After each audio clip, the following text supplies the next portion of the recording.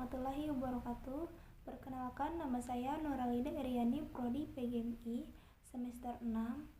Di sini saya akan menyampaikan sedikit tentang usaha kecil saya, yaitu untuk memenuhi tugas mata kuliah Entrepreneurship. Di sini saya akan menyampaikan mengenai usaha kecil saya, yaitu sebuah jajanan atau kue sederhana yang saya buat setiap harinya, di mana kue ini saya beri nama Risoles Nyonya. Nah, silahkan kawan-kawan lihat gambar yang saya tampilkan ini. Nah, di sini kue yang saya buat adalah kue risoles, yaitu terdiri dari beberapa varian isian dalamnya. Yang pertama ada sayur, di mana sayur ini terdiri dari kentang dan wortel. Yang kedua ada ayam, yaitu suwir ayam. Yang ketiga ada sosis. Nah, untuk alur usahanya, risol Nyonya yang saya buat ini, yang pertama risol ini merupakan jajanan atau kue sederhana yang saya buat setiap harinya, dimana untuk pembuatan risol ini sangat simpel dan tidak menggunakan banyak biaya. Nah, untuk risol ini dia itu terdiri dari bahan utama, yaitu hanya dengan tepung, telur, dan tepung panir, dan bagian isi dalamnya ada sayur, sosis, dan ayam. Sangat simpel sekali, dan saya buat menjadi sebuah kue yang saya lakukan jualannya setiap hari menggunakan jualan online di kampung saya, yaitu Kecamatan Tembet Timur. Untuk bagian keuangannya, yang pertama harga jual risol Nyonya ini per bijinya yaitu 2K atau 2000, dan dalam satu biji ini saya jualkan 10K atau 10.000, dimana dalam satu biji ini terdapat 6 buah risol Nyonya. Untuk biaya produksi dan beban yang harus saya bayar dalam risol Nyonya ini terbagi menjadi dua bagian. Yang pertama yaitu ada biaya variabel. Biaya variabel ini terdiri dari bahan baku atau pendukungnya, dan yang kedua ada biaya tetap, di mana biaya tetap ini terdapat transformasi dan biaya listrik. Nah, langsung saja kawan-kawan lihat gambar yang saya tampilkan di sini. Nah, di sini bagian rincinya biaya produksi yang harus saya keluarkan dalam penjualan risoles Nyonya. Nah, di sini biaya produksi yang saya keluarkan setiap harinya ya. Untuk omset keuangannya dalam risoles Nyonya yang saya jual ini, setiap harinya saya menjual risoles Nyonya ini 20 kotak.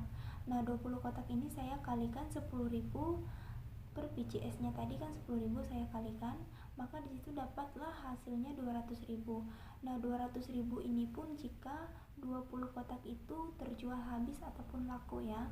Nah, jadi ditambahkan lagi ada biaya produksi tadi, seperti biaya variabelnya ada 65.000 dan biaya tetapnya 15.000, maka disitu 65 ditambah 15 ada 80.000. Nah, jadi 200 ini tadi saya kurang 80.000, maka disitu dapatlah hasilnya 120.000 per harinya, dan itu pun jika risoles Nyonya ini terjual habis dan tidak ada kerugian. Untuk target market dalam usaha ini lebih ke umum ataupun bisa semua, maka untuk targetnya itu ke orang tua, anak-anak, dewasa maupun remaja, itu saya targetkan semua. Dan untuk pelanggan tetapnya ataupun pelanggan dalam risoles Nyonya ini yaitu lebih ke anak sekolah dan ibu-ibu. Dan untuk penjualannya risoles Nyonya ini dia itu penjualan online setiap harinya melalui WhatsApp dan Facebook. Nah, jadi untuk penjualannya itu online.